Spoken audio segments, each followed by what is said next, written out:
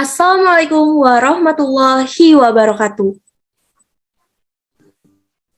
Waalaikumsalam wabarakatuh. Selamat siang, salam sejahtera untuk kita semua. Om Swastiastu, Nama Budaya.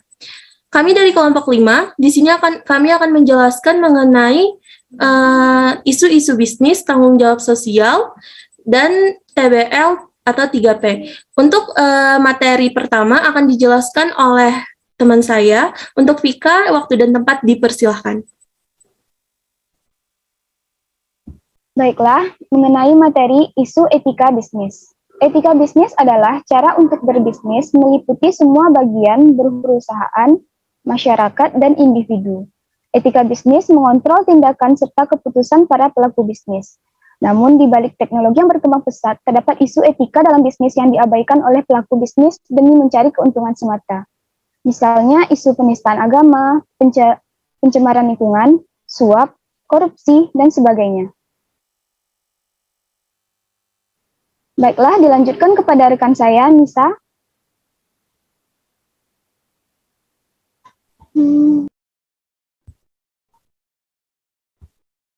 Baiklah, terima kasih kepada Vika.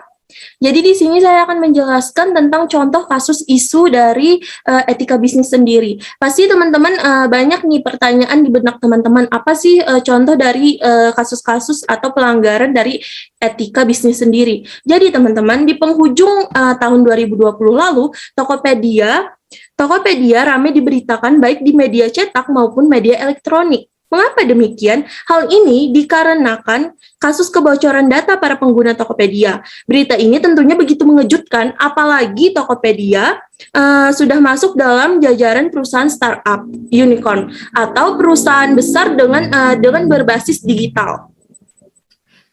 Dalam kasusnya, sekitar 91 juta data pengguna dan 7 juta data penjual yang bocor. Bahkan, semua data ini dijual di dark web dengan harga sekitar $5.000. Padahal, database konsumen yang bocor ini berisi nama, tempat tinggal, tanggal lahir, jenis kelamin, yang dapat disalahgunakan oleh oknum-oknum yang tidak bertanggung jawab. Kebocoran database konsumen ini, jika dilihat dari sudut dasar etika bisnis, terutama pengguna, maka Tokopedia dapat dikatakan salah atau tidak beretika. Mengapa? Sebab Tokopedia dalam hal ini menjadi wadah data pengguna, dan di sini Tokopedia tidak dapat menjaga keamanan data mereka. Sehingga hal ini dapat merugikan para pengguna konsumen, padahal sebagai pengguna, mereka memiliki hak agar data pribadinya dapat dijaga kerahasiaannya untuk menghindari hal-hal yang tidak diinginkan. Oleh sebab itu, etika bisnis harus diperhatikan oleh para pelaku usaha. Dari beberapa kasus yang telah terjadi, hendaknya pelaku bisnis, terutama Tokopedia, lebih aware agar pelanggaran etika dalam bisnis bukan hanya terfokus pada keuntungan semata, tetapi lebih memperketat aturan akan kode etik agar dapat meminimalisir isu-isu atau kasus-kasus pelanggaran kode etik yang dapat merugikan baik konsumen maupun perusahaan itu sendiri, dan nantinya akan meranah pada merugikan negara. Baiklah, untuk materi selanjutnya akan dijelaskan oleh teman saya. Kepada Moza, dipersilahkan. Baiklah, materi kedua merupakan tentang tanggung jawab sosial perusahaan. Tanggung jawab sosial perusahaan merupakan kesadaran perusahaan mengenai bagaimana keputusan bisnisnya dapat mempengaruhi pihak-pihak lain. Nah, tanggung jawab perusahaan ini dapat mempengaruhi berbagai pihak. Yang pertama itu tanggung jawab sosial terhadap pelanggan, tanggung jawab sosial terhadap karyawan, tanggung jawab sosial terhadap stakeholders, tanggung jawab sosial terhadap kreditor, tanggung jawab sosial terhadap komunitas, dan bahkan tanggung jawab sosial terhadap lingkungan bisnis internasional. Selanjutnya, contoh kasusnya akan dibacakan oleh teman saya, Raihan. Baiklah, untuk contoh kasus dari tanggung jawab sosial adalah yaitu tidak terrealisasinya dana corporate social response atau CSR. Sekurangnya terdapat 21 perusahaan perkebunan besar swasta kelapa sawit dan perbankan di Kabupaten Pasaman Barat diduga tidak merealisasikan dana corporate social responsibility.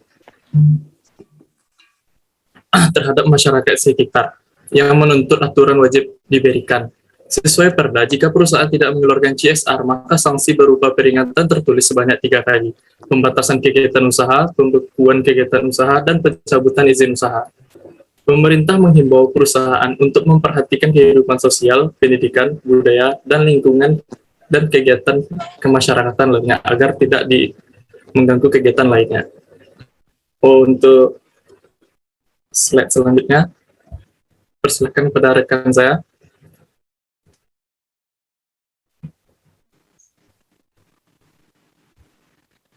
Selanjutnya yaitu sustainability. Sustainability atau keberlanjutan menggambarkan suatu proses atau tindakan keberlanjutan jangka panjang.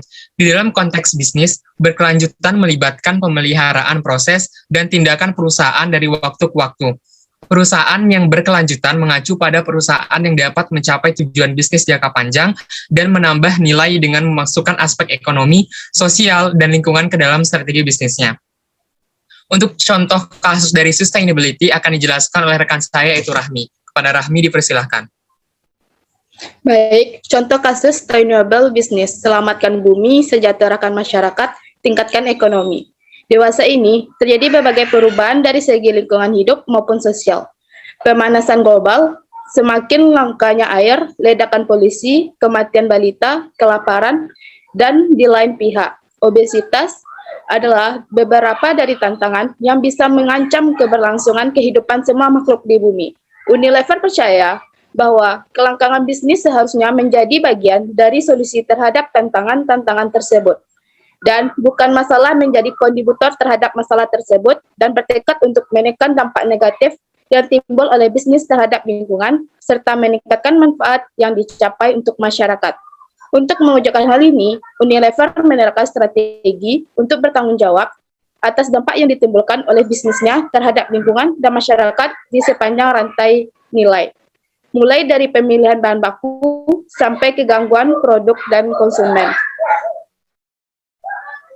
Baiknya, selanjutnya materi teman saya, Abra, kepada Abra dipersilakan.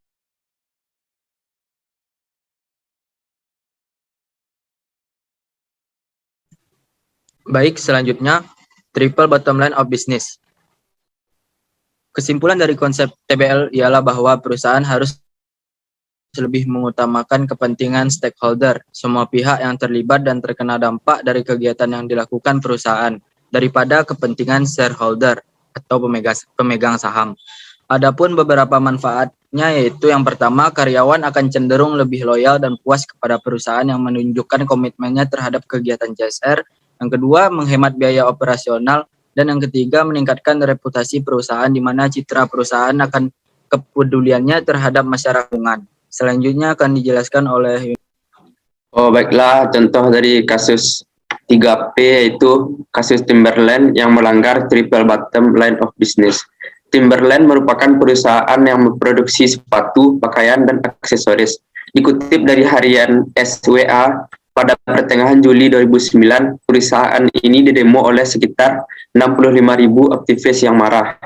Penyebabnya antara lain, para aktivis dan salah satu lembaga swadaya masyarakat Greenpeace menuduh perusahaan menjadi bagian dari aksi pembabatan hutan Amazon dalam mengembangkan bisnisnya. Logo perusahaan yang menunjukkan pohon dapat bermakna ikut melestarikan alam, tetapi berbeda dalam kenyataannya.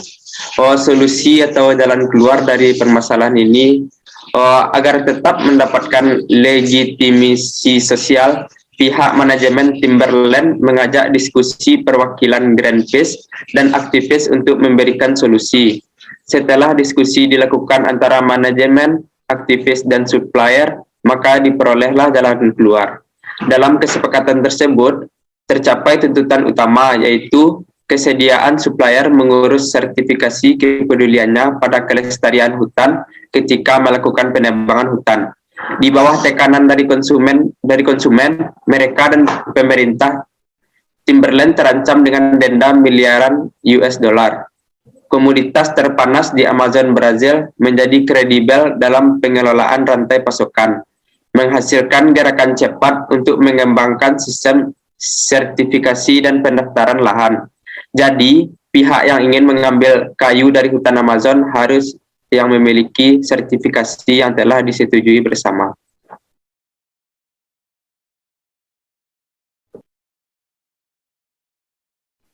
Baiklah, dengan berakhirnya materi dari rekan saya tadi, maka berakhir pula lah materi yang kelompok kami jelaskan. Semoga materi yang kami jelaskan dan kami ulaskan dapat bermanfaat bagi kita semua, dapat menambah wawasan kita. Sekian dari kami. Apabila ada salah-salah perkataan, mohon maaf. Wassalamualaikum warahmatullahi wabarakatuh. Waalaikumsalam. Waalaikumsalam warahmatullahi wabarakatuh.